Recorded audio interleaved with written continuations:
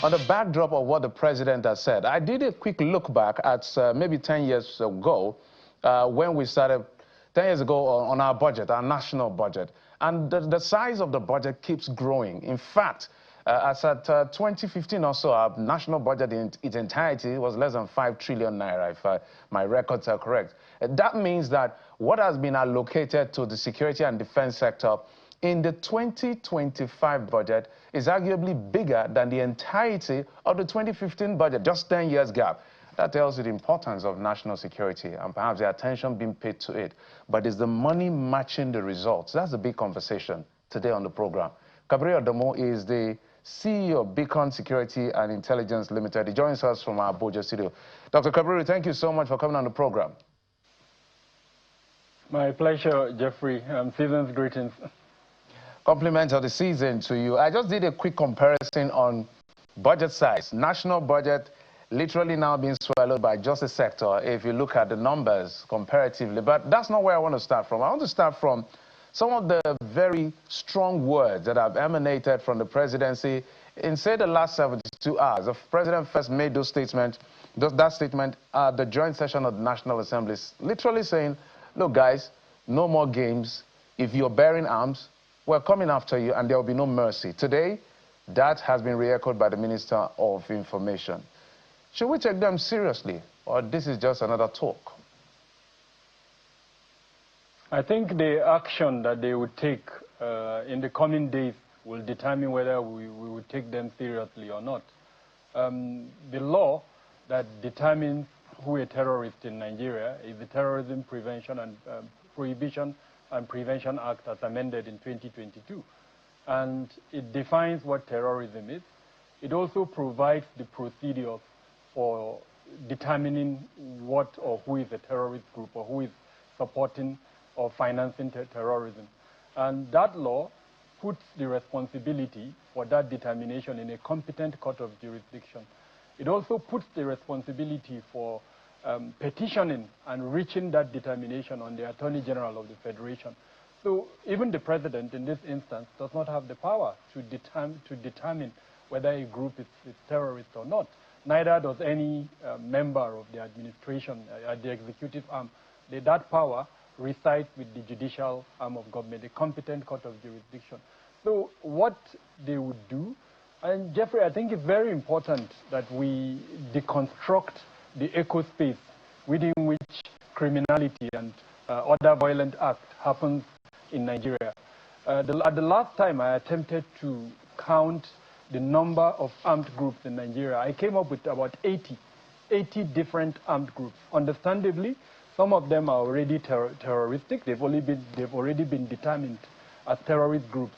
Others are bandits, and 2 of those bandit groups in 2021 were determined as terrorists under the Buhari administration, while several others, almost about 60-something, are neither here nor there. Their activities, sometimes terroristic, other times criminal acts that are determined under different laws that exist in Nigeria. So when the president says that groups that are armed and that are killing Nigerians will be categorized as terrorists, the question that comes to my mind, these others, about 70-something of the groups that exist in Nigeria, which one of them is he referring to? And at what point, for instance, would the administration get a competent court of jurisdiction to determine that those groups or those individuals that are terroristic? So again, I think what is important is what will happen over the coming days. If we take ourselves back to 2020 into 2021, when the Buhari administration got the court to determine 2 groups as terrorist groups. They went to a competent court of jurisdiction, and then the court ruled that those 2 groups, bandit groups, are terrorist groups. So that's what we hope to see under this administration to, identify the groups, get the Attorney General of the Federation to determine through a competent court of jurisdiction that those groups are terroristic. Quite an interesting perspective you've raised as far as classification is concerned when it comes to who a terrorist group or who are the terrorist group that are concerned. But don't you think that sometimes, given the level of mindless activities of this terrorist group, the state may switch gear to some drastic measure that should put some fear. The state is actually supposed to have the monopoly of violence. On the day where the state loses the monopoly of violence, it's a failed state. So don't you think that that exigency requires some level of drastic measure as much as possible? So I personally, I do not think we need classification to allow us to deal with the threat. There are different laws for different activities in Nigeria. It is not the classification that empowers the different security organizations to go after the threat factor. So in this instance, if it's a bandit group, banditry is a criminal activity that has been criminalized in Nigeria. We don't need to upgrade it, for instance, to terrorism before we go after the bandit group. Same way, I mean, if for political reason, for instance, when we bought the Super Tucanos and we entered an agreement with the country that sold those Super Tucanos that we cannot use the Super Tucanos for non-terrorist groups, and then for that reason we decide to classify them, then maybe that's understandable. But I don't think that's where we are at the moment. Yes, it is absolutely important that law enforcement components go after these groups without necessarily waiting for classification. And it leads us to the question of accountability. Why are we not holding our security departments, ministries and agencies accountable? All of them, in terms of asking them questions around what is stopping them from going after these groups. Will the classification, for instance, strengthen accountability? I personally don't think it would. There are several components that would strengthen that accountability, but I don't personally see classification as one of those components that would strengthen accountability. In fact, if you deconstruct it, it would even lead to conflation. Number one, it would lead to politicization. Anyone, for instance, within the executive arm can decide to wake up one day and call any group a terrorist group. And the danger in that, unfortunately, is the consequences that it would drive. We're in the political season. The campaign has started. So if that power resides within the executive arm, I think it would not help our democracy. Where it is now, in the hands of the judiciary, provides checks and balances.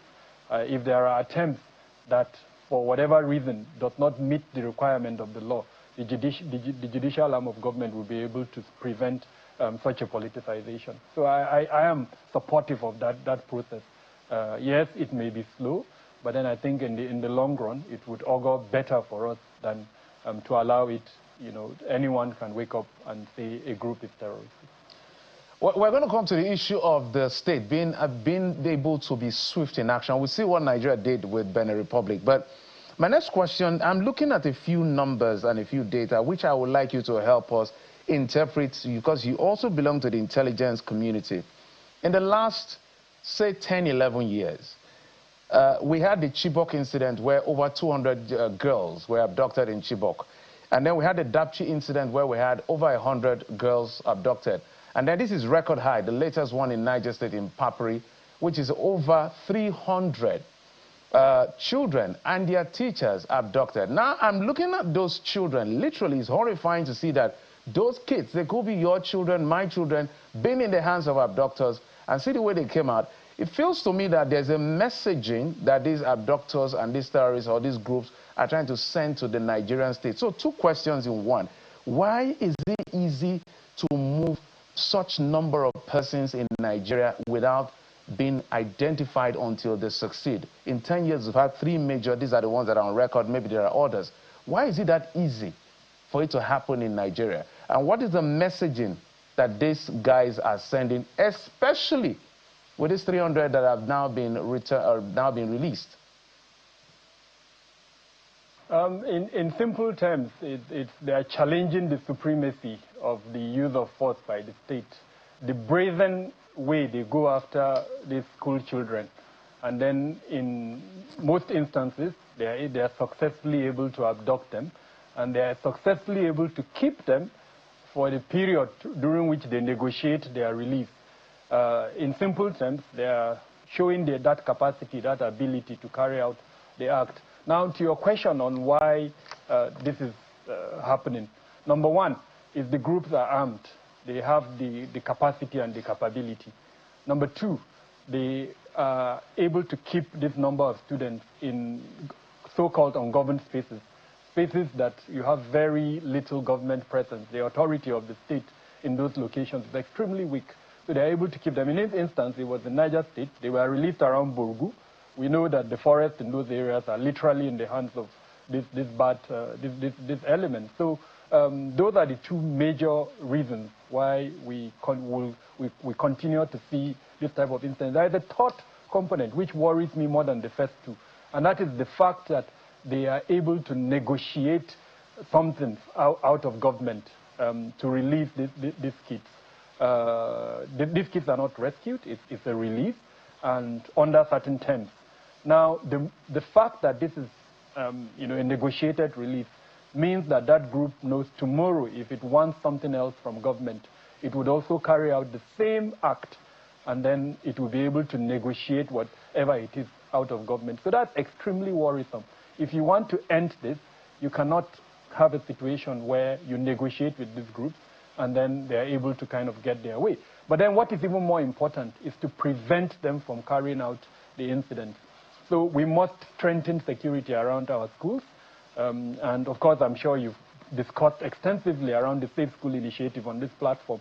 It was an initiative that was introduced in 2014. 11 years down the road, we still have schools that are extremely vulnerable.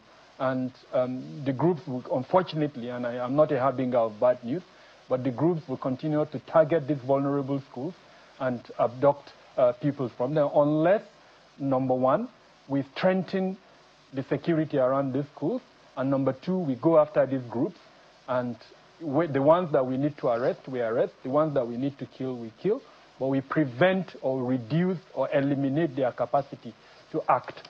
As long as we don't do these two things, go after the group, destroy them, and then number two, strengthen security along the schools, then unfortunately we remain vulnerable to the activities of this group.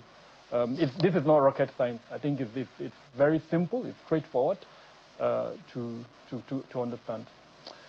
Dr. More questions just ring through my mind. I'm sure for Nigerians, what is agitating on them? I don't think, as you said, this group just called government, or government called them and they said, sorry, we're very sorry, we didn't know they were kids. We didn't know it's going to mess the system up. Please, take them back. There was a trade-off. There was some negotiation. The only thing the average Nigerian can hazard as a guess is that government paid money, or whoever is representing government, there was an exchange of money. But if that is untrue, because government will never tell you whether they paid any form of money, in fact, they discourage, almost trying to criminalize, if you will, paying ransom. What do you think was the trade-off here? Well, going by, what we know, there are three possibilities. Number one, money, like you mentioned. Number two, there are members who have been arrested. They discussed some kind of trade-off. You can call it prisoner exchange. They release the students, and then their own members who are in custody are also released. And then the third one is some form of access to certain items or materials that they require or they need. Government promises them, and they are giving. It cannot be beyond one of these three things. And irrespective of which one of them, the inherent danger is what it means for the future. The fact that these groups know that once they abduct students, then they are able to get any one of these three from government means that, sadly, this will continue. So if our intention is to end this, we cannot engage in these types of negotiated release. It's not helpful. But like I said in the course of my conversation, what is even more important is to prevent it. The moment the kids are abducted, we're at the mercy of this group. We have no option, really. It's either we rescue them, in which instance the consequence, there may be collateral damage, and nobody wants that. And frankly, our capacity to even engage in that type of high-level rescue operations is extremely limited, especially when you are dealing with kids. So the only option really is a negotiated release, which seems to be what we're going by. And so the most important thing to do is to prevent it from happening. And I've given the two options that we can take to prevent it from happening. Dr. Agdamu, we're going to go on a quick break. When we come back after this break, one of the questions I want to delve into, or some of the few things before I let you go, is the fact is whether the monies we are spending is actually paying off. We thank the military for what they do. We're wearing this emblem in recognition of their effort and the sacrifices they make. But we may need to probe the money is being spent. I just told you and told the audience, in 2015, the entire budget of Nigeria, the entire budget was 4.5 trillion naira. As at then, it was $22 billion. Today, budget for defense and security alone is 5.4 trillion naira. I beg your pardon. So 4.5 trillion as at 2015 for the entire budget. Today, 5.4 trillion for defense and security alone. We'll dive deep into the issue of budget spending for defense in just a moment. Stay with us. Welcome back. My guest is Dr. Kabiru Adamu. He's the CEO of Beacon Security and Intelligence Limited. He's been talking to us on issues around national security. Dr. Adamu, we just have 2 minutes to wrap up this segment. And my question is where I left off. So my number shows that between 2025 and 2026 budget, Nigeria earmarks, I use that word carefully because releases are different from estimation, earmarked about 10 trillion naira, which is about $6 billion for defense and security alone. Are we getting value for our money? In 2 minutes. So we know from the data set at Beacon Security and Intelligence Limited that at the end of November, over 10,000 Nigerians had been killed and another 7,000 Nigerians had been abducted. So if you use those numbers, the simple answer is we're not getting value for money. When we bring those numbers down to probably below 100 or even, I mean, it's utopian to think that there won't be any security occurrences within the country. But so let's bring it to a manageable point that will be acceptable to Nigerians, and then we'll say we're getting value for money. But I also want to agree with you. What the budget and releases are very different, and I'm hoping that the National Assembly, when they come to engage with the MDAs, they will be able to understand how we performed in the 2025 budget.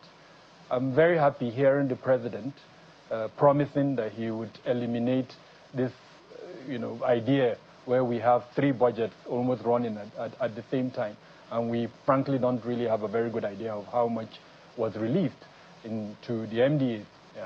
So I think it's absolutely important. We're excited about the figure, but then I think what is more important is to know how much of that figure was actually released in 2025. Okay. But the situation is deplorable, like I've mentioned. The figures do not speak to the fact that we're making progress. There is also huge corruption within the sector. Procurement within the sector is riddled with corruption. Time would not allow me to go into the details of that. So that also would need to be checked. It would need to be blocked. As an example, Jeffrey, we know how much an AK-47 sells within the market. But then when you see how much it is written in the budget, I mean, you weep for Nigeria.